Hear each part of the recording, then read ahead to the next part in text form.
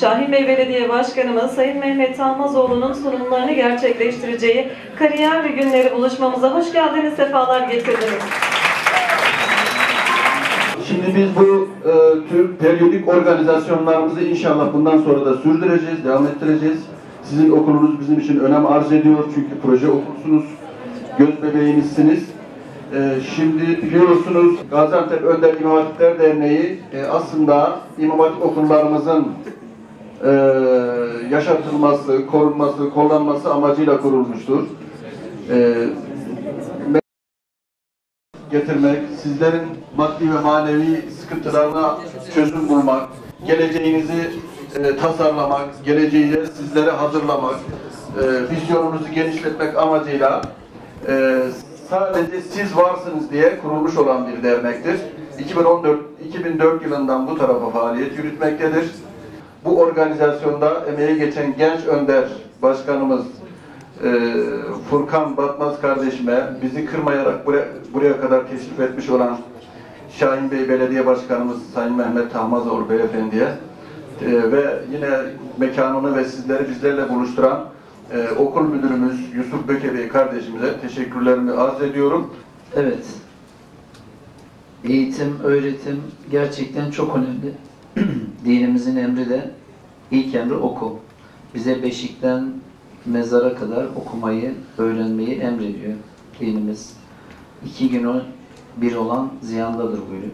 Dolayısıyla biz her zaman okumaya, öğrenmeye, çalışmaya gayret edeceğiz. Kendimizi en iyi şekilde yetiştirmemiz gerekiyor. Hem de iki kanatlı bir kuş olarak.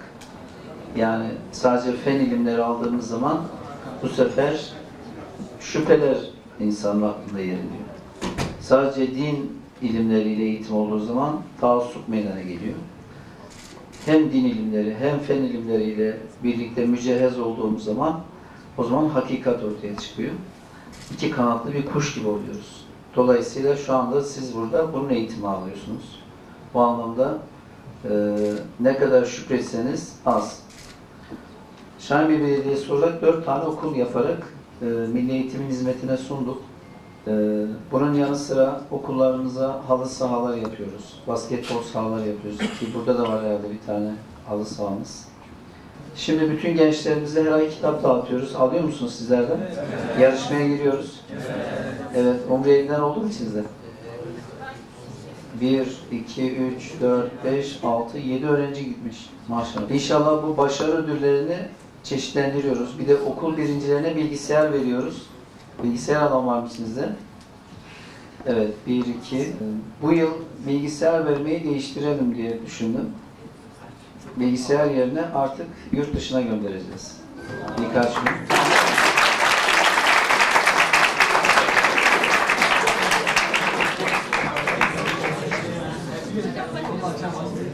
Yani bu yıl inşallah hedefimiz Bosna Hersek ödül olarak.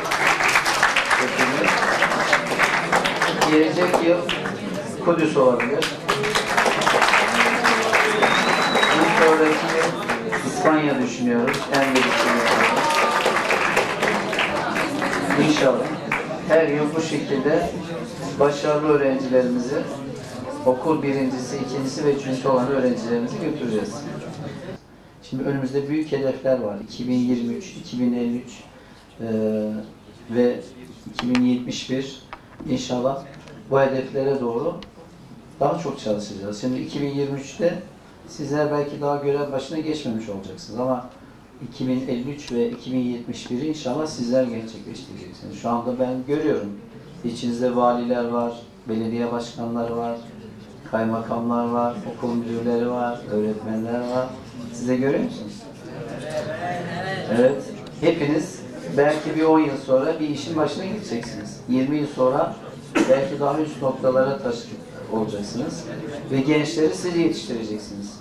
Nasıl bir gençlik yetiştirmek istiyorsak şimdiden ona göre kendimizi yetiştirmemiz lazım. Onun için çalışmakla insan hiçbir şey olmaz. Daha çok gelişir, güçlenir. Hem bedenen hem ruhen. Onun için hep söylediğim şey çalışalım, çalışalım, çalışalım. Kendimizi yetiştirelim. Bahsetmek istediğim konu malumunuz özel etüt salonlarıyla kapanıyor. Belediyemizde açılan kitap kafeler ve kütüphaneler etüt salonları açmışlar ama yeterli kontenjan yok ve o var olan kontenjanlar da hani bir saat öncesinden falan insanlar gelip doldurduğu için bize kalmıyor.